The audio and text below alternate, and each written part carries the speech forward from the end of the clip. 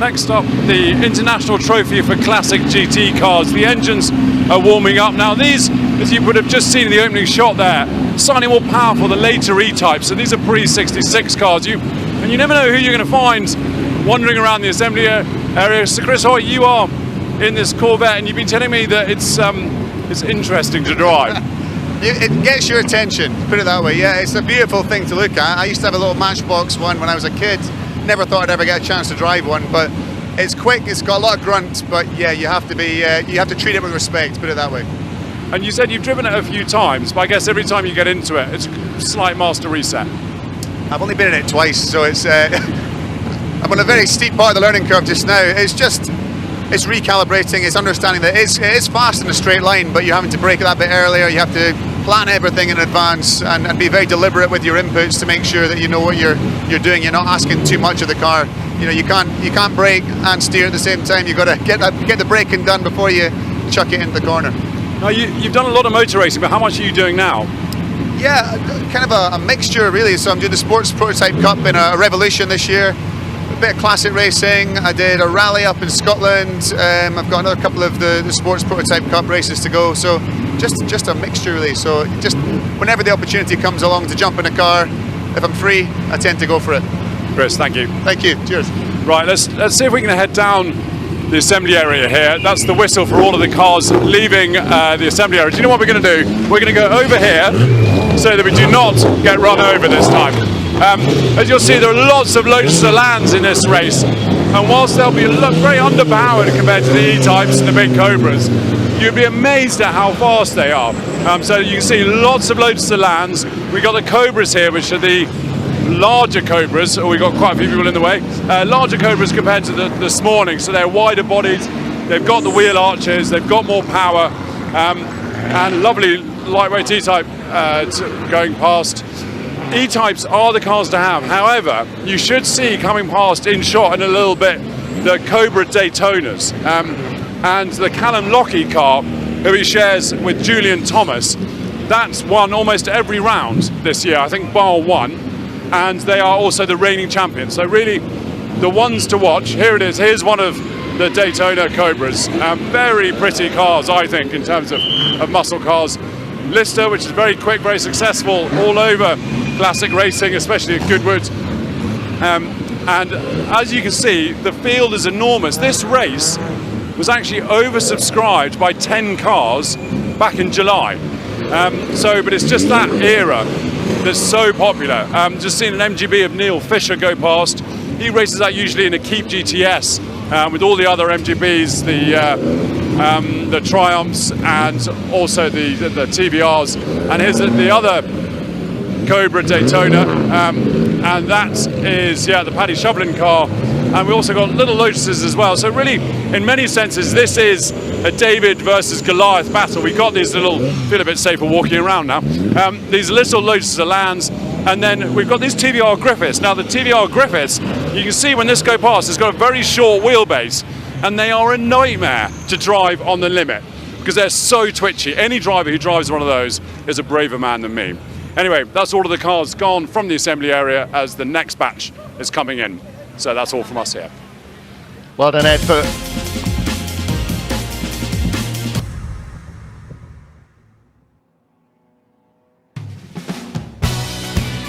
Plenty to see and do still at Silverstone until late this evening with all sorts of off-track activities, but on the circuit, qualifying for the International Trophy for Classic GT cars as we head into the 60s.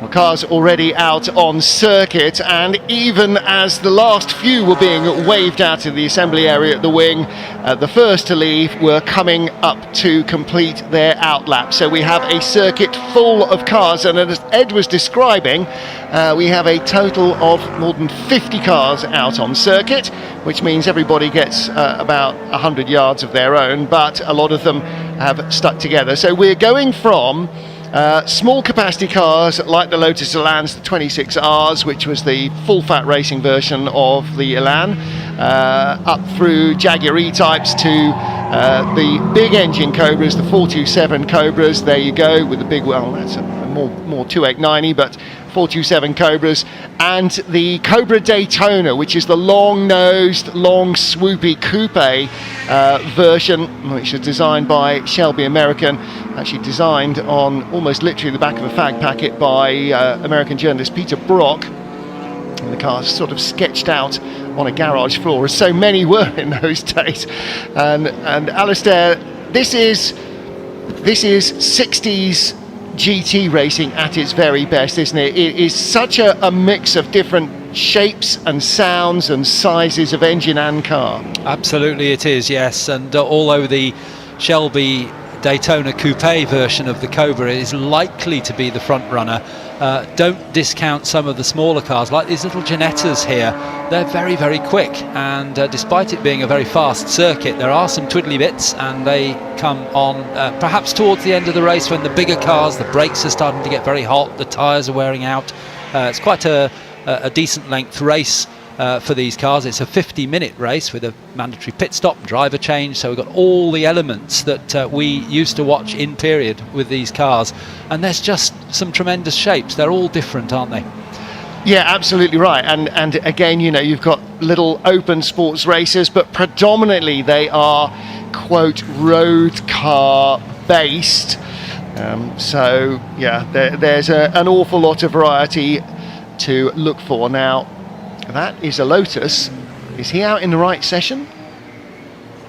Yeah, an Elan. 155? No. The little That's Lotus. either an 11 or a 15, and I think that's a 15, but that looks to me like it is pre-66, but and I wonder if he's being allowed to qualify because he missed his own session, which happens occasionally.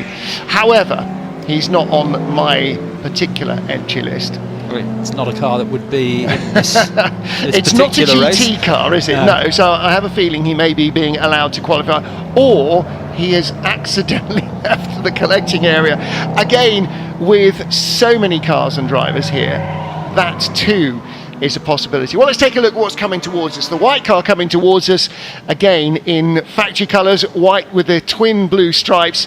There you go, there is a GT350 Shelby Mustang. Again, Carroll Shelby, the snake wrangler from Texas, had all sorts of different fingers in different pies. Once you start to become successful, and of course he was part of the GT40 program that was so successful, then with the Cobras, with the Daytona Coupe, the Ford Mustang as well, got his attentions, the GT350, the GT500 that followed, the big block version of that.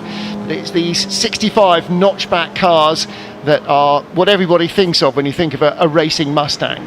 And that car shared husband and wife pairing on that one. Car number 7, Mike Thorne and Sarah Bennett Baggs in the, as you say, the GT350 in those classic cream with the double white stripes.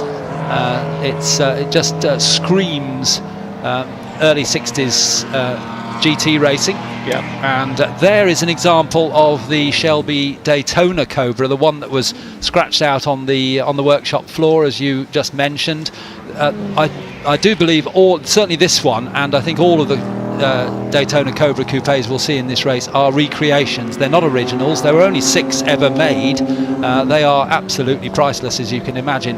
But my understanding is that I know this one is because it was built by the Jordan Racing Team for Roy Alderslade, who's driving it. Jordan Racing Team being Mike Jordan, ex-British touring car driver, and his son Andy Jordan, ex-British touring car champion in 2013, and they've prepared this car for Roy. Very often Andy will share, but we haven't been told, unless our screens are updating us. I can't see it on my screen at the moment, but normally Andy will share with Roy in the race, but maybe being a slightly shorter one, normally these cars will run for an hour and a half or even 3 hours for some of them, and Roy will then share.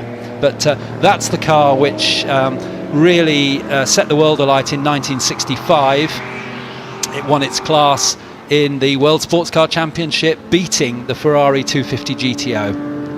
Well, we talked about David and Goliath, and you're looking at the big capacity of the Shelby Cobra and the Daytona Coupe, and here is the other end of the scale. The Lotus Elan was a quick enough road car on its own with that Ford-based Lotus twin cam, light, nimble, but then to go racing, it was developed as the 26R. So this is the pure racing version of the Lotus Elan. Car 112 is the 26R of Gonzalo Gomez and James Claridge.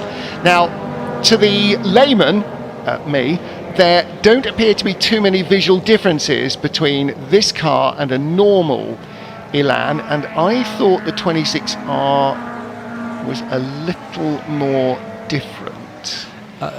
That's an Elan fixed head coupe. Is that actually a 26R? We might need to go and find a different one for comparison purposes. I think I remember talking to one of the drivers once and asking him this, and I think the main differences are around the bulkhead and some of the suspension geometry, but I don't think it looks any different particularly. There is a reason why it's known as the 26R, and that's because the Lotus Elan type number in Lotus speak was the Type 26, but it was called the Elan because it was a road car for sale to the public. You don't really want to go into a dealer and say, can I buy a 26 please? Much nicer to say I want to buy an Elan. Well, and they always went, again, we talked about this earlier, always went for the E names: Elite, Eclat, Elan, Europa. The Europa was the 49R in racing terms, wasn't Lotus it? 49, yes, that's right. There you go. There's some of it sticks sometimes. The Lotus 49 generally ran with a rather better engine than the Road Europa, which ran with a Renault engine, somewhat different. 192, another of our recreation Daytona Cobra coupes, and that definitely is a likely, certainly top of the timing screens at the moment, but a likely winner of this race. A very, very quick pairing. We've seen them out before. Julian Thomas, who owns the car, Callum Lockie, who is a professional driver who shares with Julian throughout the season, and a very, very quick pairing indeed. So 192 will be one to watch in the race. And the Paddy Shovelin Michael Cullen Daytona Coupe is currently second fastest and going quicker. Mike Whitaker third in a TVR Griffith, so he has clearly taken the brave pills, because as Ed pointed out, with plenty of power, the TVR Griffith, from its big front-mounted V8, 4.7 litres, and a wheelbase that sees the driver's feet probably on the front axle line and his backside on the rear axle line, so it is shorter than Lotus Elan. The two red cars coming towards you with the white roof, more familiar view perhaps, that's the Austin Healey 3000. To the left of it though was a Marcus 1800, again creation of Jem Marsh. 66, the E-Type pulling it. I don't have a 66 E-Type. James Cottingham and Harvey Stanley, renumbered from 22. Now there's lots. Okay, so they were as an additional car as 22, so that's 66. And that's not the same car that they ran as 66, the Huffaker E-Type in an earlier race. That's a different E-Type they're running in this race, but sadly it's not been as reliable as the Huffaker car was for them. There's the Griffith, that's Mike Whitaker, number 46, a very quick car. But essentially, Martin, the 4.7 litre V8 engine in the front of that is the same engine that went in the back of the GT40. It's in the front of the Shelby Daytona Cobra. It was a very versatile engine. Yeah, the big block Ford. So the 289 was the small block Ford in the earlier Cobras, and they went 427 because there's no such thing as too much power. Ain't no substitute for cubes, as they used to say. Well, as they probably still do. And that same engine again in the TVR Griffith. So a lot of engine and not very much in wheelbase. This is definitely a steer it on the throttle car, but still Mike Whitaker third fastest. Fourth fastest, a car that we haven't picked up yet, car number 34, James Thorpe, Phil Quaif's Jaguar E-Type. I don't have a colour for that, so I'm not sure what that is. There's a DB4 Aston. So who is that? Let's wait until he comes past us sideways. Car number 12, so Niklaus Ditting, we heard from him a little bit earlier, dialing himself into his LMP3 car. This is something he's perhaps a little more familiar with. DB4 GT, 1961 Aston. Now, what I discovered, and I probably should have known for many, many years, is that Tadek Merak, who I know designed the V8 in the Aston Martin, which came in with the DBS to become then the Aston Martin V8, I didn't know he'd also designed the 6-cylinder engine that powered the DB range. So there's a man who's got plenty of, I mean, what two fabulous engines to have designed, and for the same manufacturer. Austin Healey 3000 and Porsche 911. So there's a couple of 2 or 3 2-litre Porsche 911s. And again here, slippery, low drag, handle well in the quick stuff and the slow stuff. Not giving away an awful lot in terms of performance to something with an extra litre like the Healey. And there you go, there's an Elan going around the outside of the Healey. A very different way of producing its speed. And the Elan will come by both the Healey and the Porsche, possibly not in a straight.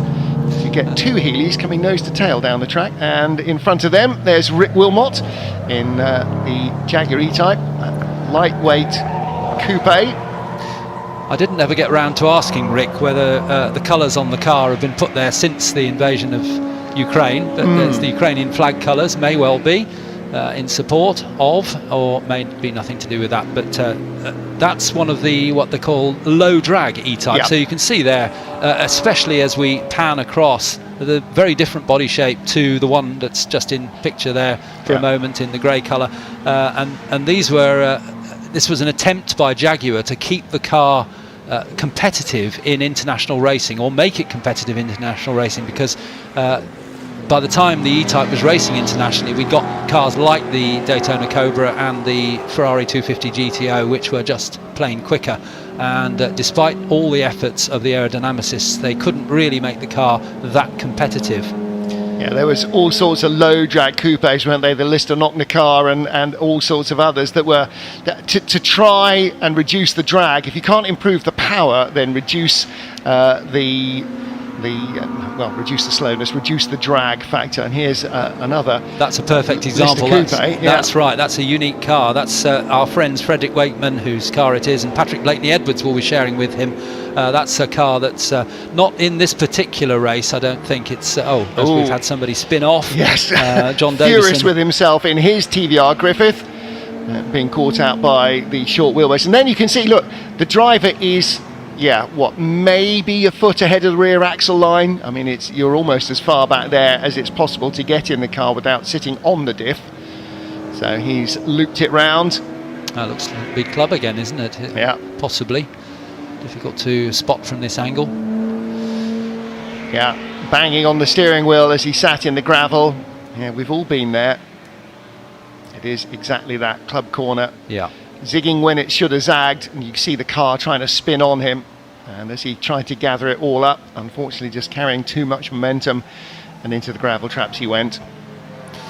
John Davison, very experienced indeed in this type of racing. He's got an Elan as well, I wonder whether he was caught out by that little bump as well, because he seemed to start to lose control as he came off the short section of track that's not used by the modern racing. And there's just that little bit of a bump and a bit of a curb. That's going to be hard work for the marshals to push that out of the gravel. It's a heavy car. It might be indeed, and unfortunately, it's moving. They're doing well. I was just thinking we may just be about to go safety car, but I think the race director, exactly as we are, watching it just starting to move. No, not yet. Don't go safety car. Okay, they've got it. Well done. So under vigorously waved yellows at the exit of Club Corner. And very judicious use of the clutch there, just to keep the car moving without spinning the wheels and digging himself in. And great work from the marshals, really. On a live track, okay, yes, we've got double waved yellow flags to warn drivers that there's marshals trackside, but still very brave to go out there. As we look now at one of the E-Types, this is the Pearson brothers again. We've seen them out at least twice already. John Pearson and Gary Pearson in Jaguar E-Type, and very, very quick pairing they are.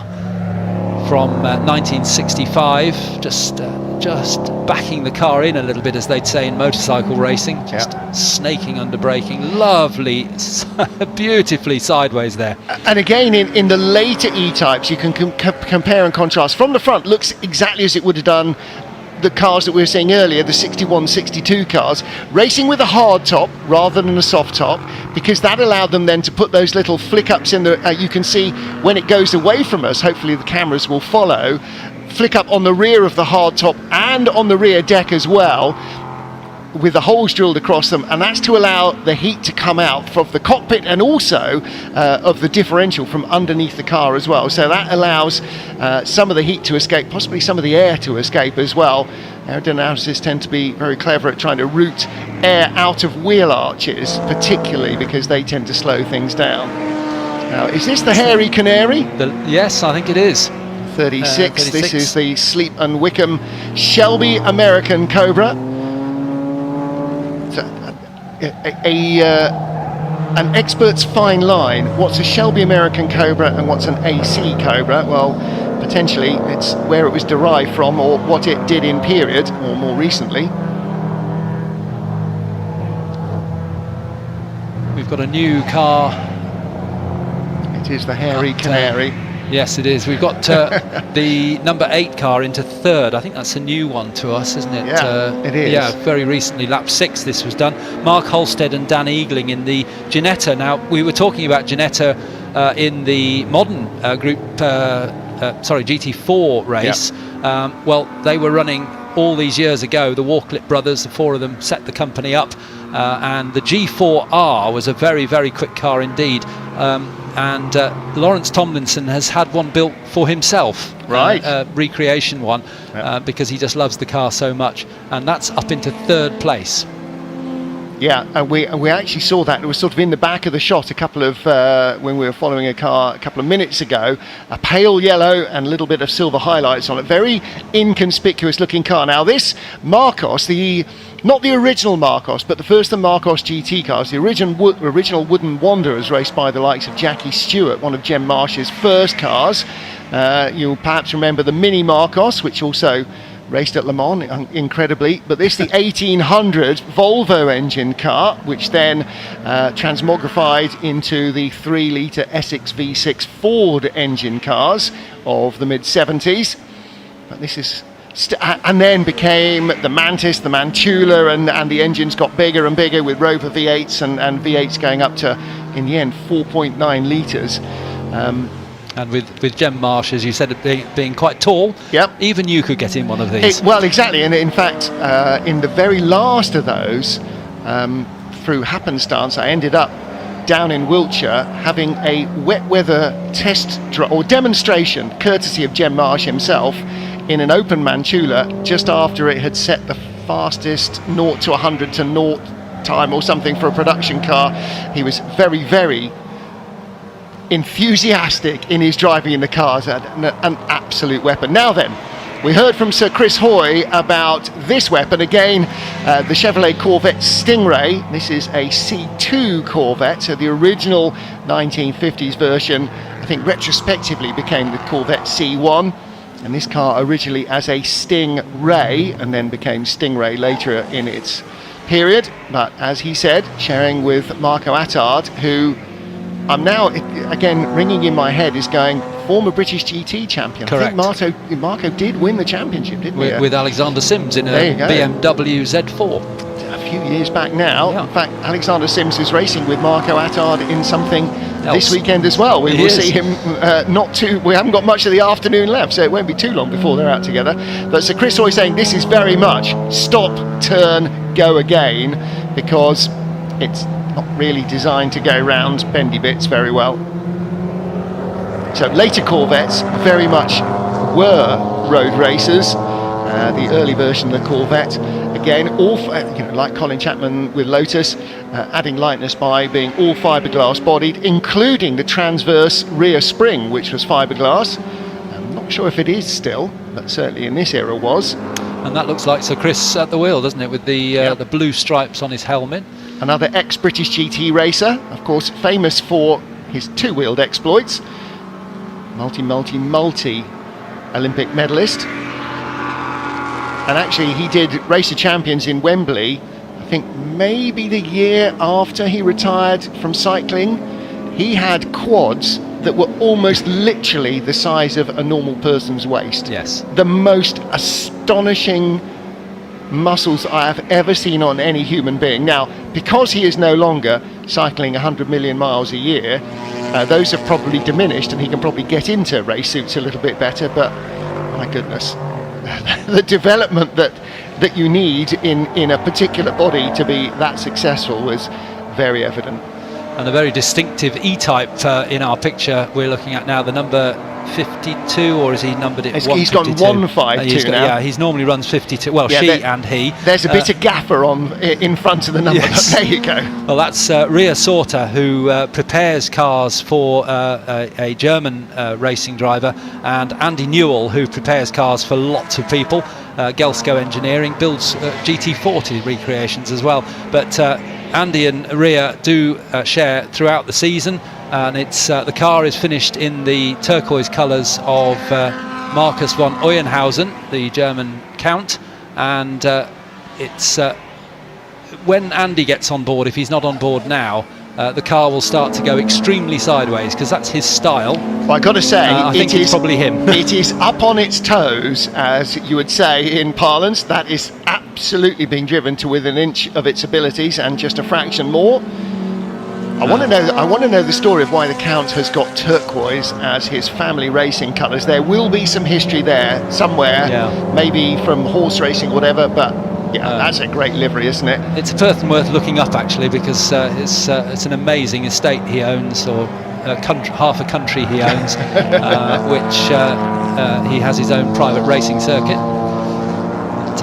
And on road plates as well. So this is not just a racer. It's on current German road plates. I don't know where GT is in Germany. I'm not that up with German towns. I think this probably is Andy, because the way he's drifting that around, and he normally wears a black crash helmet. Gobbling up a couple of Vilans as he goes. So where has this got to on the timing screen? 20th place. We may see that move up. Yep. It's just at its fastest race lap. So too is the car in 17th, moving up, which is car number 72, Richard Cook, in his blue Shelby American Cobra. Meanwhile, looking at which Elan is this? 54. So this is Billy and Carl Nairn's 26. Oh, no, it's not. No, it's 154. Okay. There you are, another bit of gaffer. Gaffer tape, yeah. That Jen one Ridgway and Tom Smith. It is a 26R. It is blue. 54 is also a 26R, but is not blue. So there you go. Is that because there was previously a 54, so they've had to add a 1 to it again. That was another entry that was on the reserve list, but has been given a race anyway.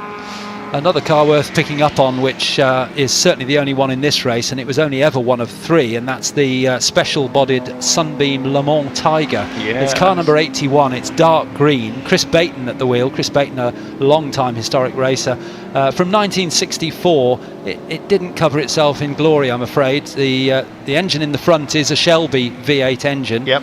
But unfortunately, at Le Mans in 1964, they all retired with overheating issues.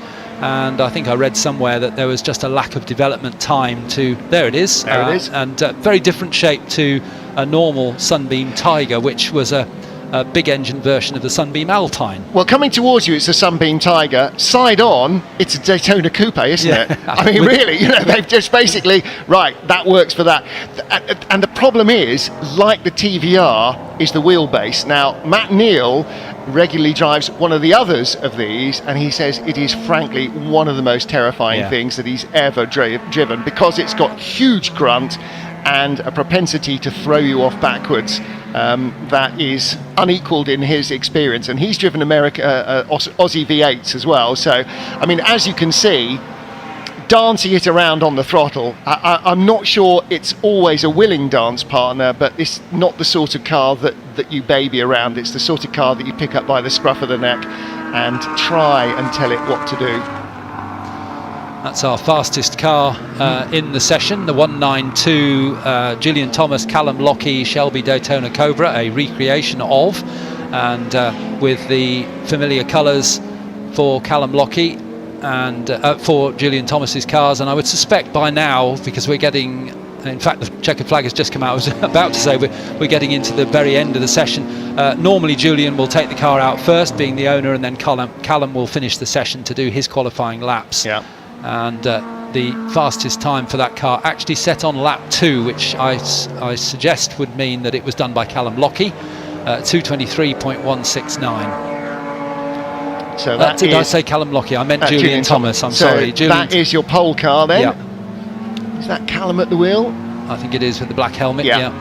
Looks like it. Another former British GT racer of, well, quite some number of years actually. He plied his trade in British GTs. Mike Whittaker second quickest, and the house did an Eagling E-Type. Is that an E-Type? In third place. No, Ginetta, that's what it was. Ginetta G4R, that's what it was. So 2 Daytona Coupes and a Ginetta. And in fourth place, car number 21, Graham and James Dodd. That is the best E-Type of the lot. That is car number 21. Father and son team, Graham and James Dodd. And Callum Lockie, not really, he was caught up a little bit through Beckett's there behind that E-Type, but he hasn't set a quick sector time in the car. But then he will have gone out knowing that Julian had set a time which was at the time over a second quicker than anyone else. However, the number 88, wow, John Davison Griffith, has the one we saw spinning and going into the gravel, has on its last timed lap set a time only just under half a second slower than Thomas and Lockie. It actually usurped the Whittaker Griffith, which is unusual. Mike Whittaker is a very experienced driver in TVR Griffiths. So he puts himself on the front row and bumps Mike Whittaker back to to row 2. So we've got Daytona Coupe, and whoever starts that, it may well be Callum, will have a Griffith in either mirror, you suggest, on the run down to the first turn. I think it's very likely to be Julian will start it. Yeah. Normally he would go first, because then if there's a problem with the car, at least he's driven it. But what Callum will tell you is, no, Julian will drive it because he's got the new tyres and the new brakes. I'll take it over when it's not quite so nice to drive, and then he gets the fun out of it, which is a very, very nice way of looking at it. Absolutely. That's exactly the right approach. Make sure that the guy that owns the car gets the best out of it that he can. Again, for Julian Thomas as well, knowing that Callum is a quicker driver at the end, it means that if he does have to give up positions when somebody comes calling, then he knows that Callum Lockie has got the speed and the ability, quite possibly, and has proved to be the case last year and this, to come back and to challenge for victory again. So, the championship leaders at the front of the field. And a remarkable showing from the little Ginetta G4R from Holstead and Eagling, in fourth place overall against all these big V8 engines in the number 8 car. The G4, the R denotes that it was the racing version, rather like the 26R Elan, with the 1700cc engine. So that will be a cross-flow Ford. Yes. So not a BDA, and unless it's a 1600 BDA that has been overboard, but traditionally 1700B, a well-tuned cross-flow. So again, we talked about low drag perhaps being as important as high power here, and that would seem to be the case. So after qualifying, there is one Daytona Coupe on pole position, the Thomas and Lockie car. TVR Griffiths second and third, Ginetta fourth, Huzzah for British small sports car manufacturers, ahead of 3 of our Jaguar E-Types before we get to the second of the Daytona Coupes, another E-Type and another Daytona Coupe. So a combination of small engine low drag and big capacity at the front of the field, and that is replayed all the way down the order with the big Cobras and Daytona Coupes, the E-Types versus the smaller, nimbler Elans. Lots of both in the top 20 and all the way through the field, right down towards the end of this enormous field of cars. More than 50 cars out on track in qualifying, for the International Trophy for Pre-66 Classic GT cars.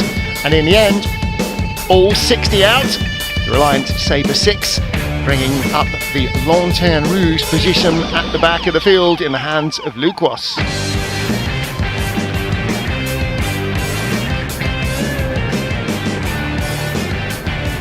Well, talk about the mouse versus the elephant, or David versus Goliath. Small capacity, light, nimble, low drag cars and big capacity sports racers.